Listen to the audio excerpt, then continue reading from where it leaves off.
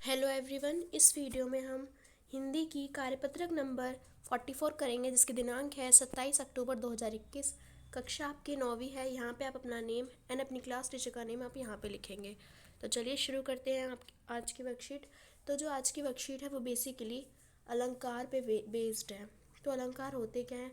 तो मनुष्य एक सौंदर्य प्रिय प्राणी है, अर्थात अधिकांश मनुष्य को सुंदरता आकर्षित करती है। तो मतलब जो मनुष्य है वो एक सौंदर्य प्रिय प्राणी है, मतलब उसको सुंदरता बहुत अच्छी लगती है ना। तो उसकी इसी प्रवृत्ति ने अलंकारों को जन्म दिया है। और उसी की ये जो मतलब इस आदत को या फिर उस प्रवृत्ति को, अलंकारों को क्या जन्म दिया? उसने अलंकारों को जन्म दे दिया है इसी इसी आदत के कारण। अपनी उम्र, क्षमता, ज्ञान, आयु और लिंग के अनुसार सभी किसी न किसी विचार, व्यक्ति, वस्तु, रचना की सुंदरता के कारण प्रभावित होते हैं, जो कि उन्हें अच्छी लगती है।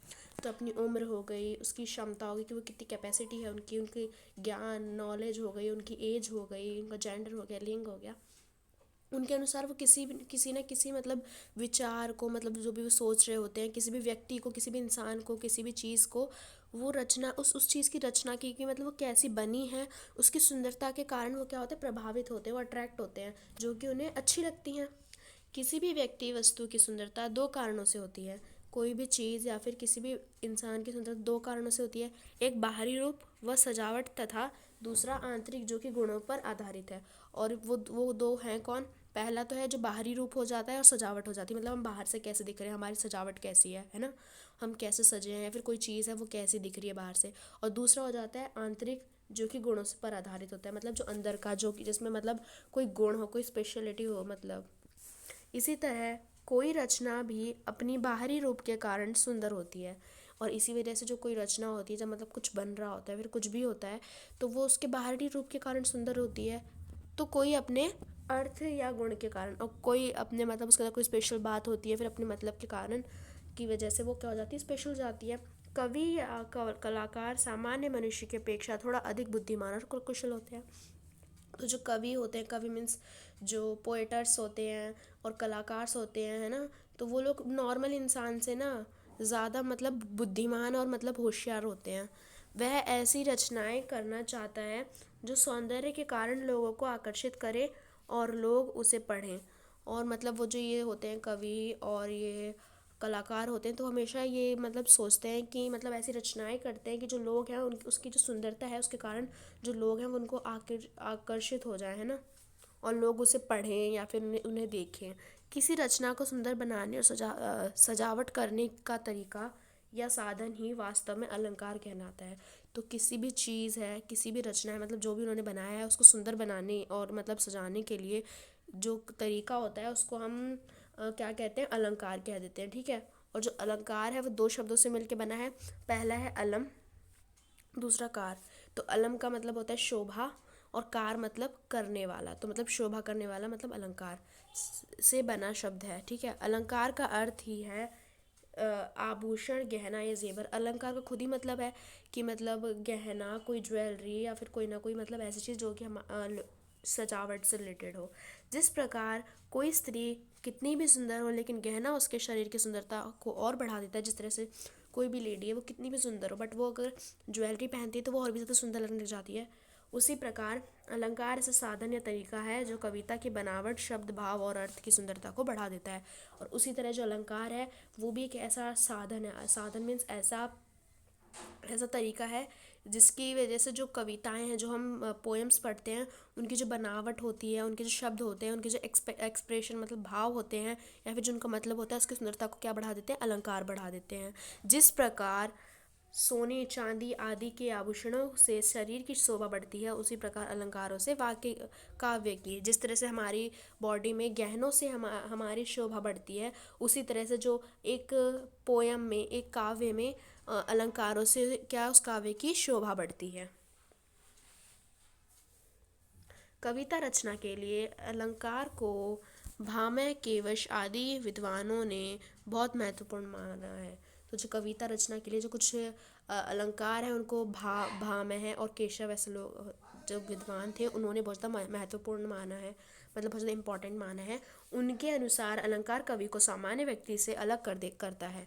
जो रचनाकार होगा वह जाने या अनजाने में अलंकारों का प्रयोग करेगा ही। जो मतलब कवि होगा या फिर कोई कलाकार होगा, वो जाने अनजाने में जानबूझ के कोई ना कोई अलंकारों का यूज़ तो ज़रूर ही करेगा। इनका प्रयोग केवल कविता तक सीमित नहीं, वरन इसको गद्य में भी देखा जा सकता है। ये सिर्फ स्टोरी पोएम्स में ही नहीं होती, बल्कि गद्य में मतलब पैसेज में भी आपको दिख जाते हैं। उसके बाद है अलंकार। अलंकार के भेद होते हैं। अलंकार के 3 भेद होते हैं: शब्दालंकार, अर्थालंकार और उभयालंकार।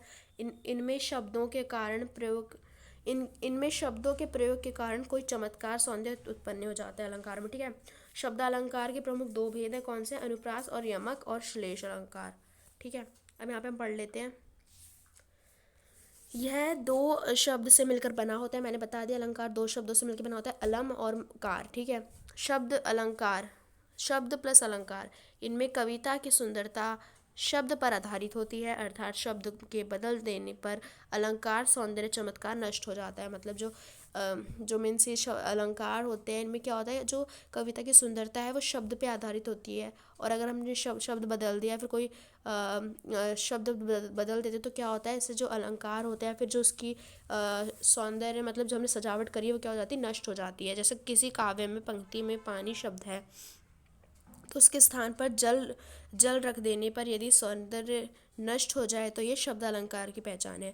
तो अगर मान लीजिए किसी भी पंक्ति में पानी लिखा है, लेकिन अगर हमने उसके जगह पे जल लिख दिया तो उससे क्या हो जाएगा, हमारे पक्ष और अगर हमारा जो सौंदर्य है वो नष्ट हो गया, मतलब सजावट है, मतलब जो पूरा जो सेंटेंस है वो नष्ट हो जाए, तो उसको हम बोल देते हैं शब्दालंकार। शब्द के 2 रूप हैं। शब्द के 2 रूप तो होते हैं: ध्वनि जो सुनाई पड़ता है और अर्थ जो समझ में आता है। ध्वनि के आधार पर शब्दालंकार बनता है, ठीक है। इस अलंकार में वर्ण या शब्दों की लयात्मकता, संगीतात्मकता, पानी अर्थ का चमत्कार नहीं। तो इस अलंकार में क्या होता है, जो मतलब लयात्मकता, जैसे मतलब पानी, रानी, कहानी, है ना, फिर राधा, साधा, है ना, ऐसे करके जो भी होता है, तो इनको हम बोल देते हैं लयात्मकता और संगीतात्मकता होती है। तो इसमें क्या होता है, इसमें जो चमत्कार है वो नहीं आता। शब्दालंकार के आधार, तो जो शब्दालंकार है वो 2 आधार पे होते हैं: वर्ण, शब्द और वाक्य होते हैं। अब यहाँ पे पढ़ लेते हैं पहले अनुप्रास। अनुप्रास क्या होता है, तो अनुप्रास शब्द अनु तथा प्रास शब्दों से योग से बना हुआ है। अनु का अर्थ होता है बाद में और प्रास का मतलब होता है पास में, ठीक है। अर्थात किसी वर्ण को बार बार एक के बाद एक रखना, जहाँ स्वर की समानता के बिना भी वर्णों की बार बार आवृत्ति होती है, वहाँ अनुप्रास अलंकार होता है। मतलब जहाँ पे भी जो वर्ड्स हैं उनकी बार बार रिपीटेशन होती है, उनको हम बोल देते हैं अनुप्रास अलंकार, ठीक है, वर्णों की, ठीक है। इनमें एक ही वर्ण बार बार प्रयोग किया जाता है, ठीक है। जैसे मुदित महीपति मंदिर आए, सेवक सचिव सुमंत्र बुलाए।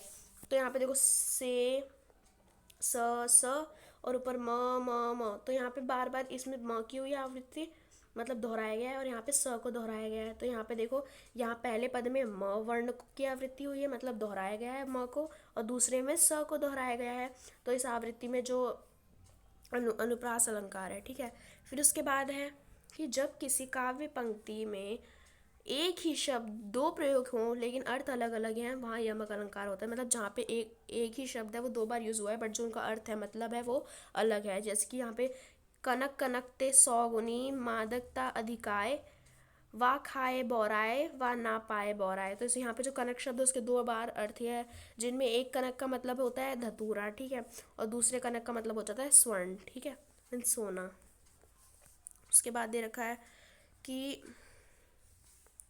श्लेष का अर्थ। तो श्लेष का अर्थ क्या होता है, तो श्लेष का अर्थ होता है मिला हुआ, चिपका हुआ, जहाँ पे काव्य में ऐसे शब्द का प्रयोग किया जाए जिसका विभिन्न प्रसंग के अनुसार एक से अधिक अर्थ निकलता हो।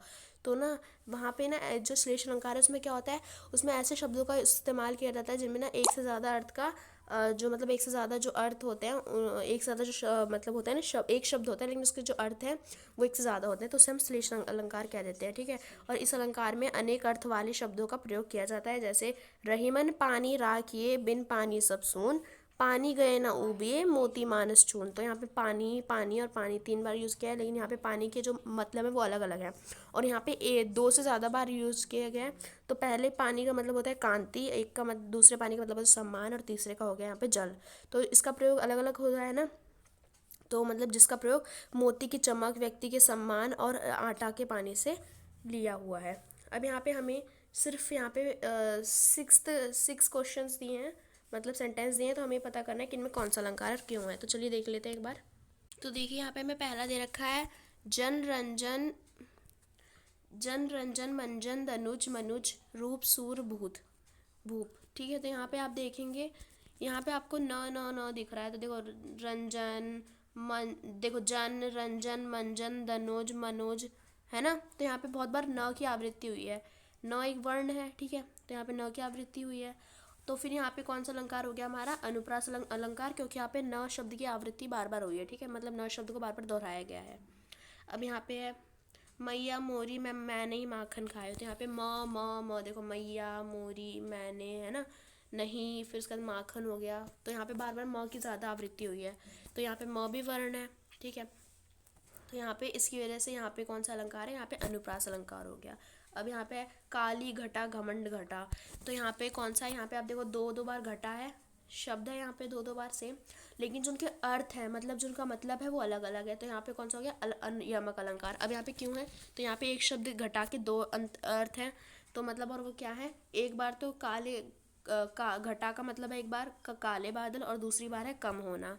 ठीक है, उसके बाद यहाँ पे फिफ्थ दे रखा है 3 बेर खाती थी वे 3 बेर खाती है, तो यहाँ पे यमक है, देखो बार बार बेर बेर का यूज़ किया है, और यहाँ पे दोनों बार अलग अलग अर्थ है एक शब्द का, मतलब बेर का यहाँ पे दो मीनिंग है, एक बार तो बेर यहाँ पे फल हो गया, और एक बार हो गया बार, मतलब तीनों समय। ठीक है, तो यहाँ पे यमक अलंकार हो गया। अब यहाँ पे रघुपति राघव राजा राम, तो यहाँ पे र र र र र, तो यहाँ पे चारों ही वर्ड शब्दों में र का इस्तेमाल हुआ है, तो यहाँ पे कौन सा है, यहाँ पे हमारा अनुप्रास हो गया र की आवृत्ति के कारण।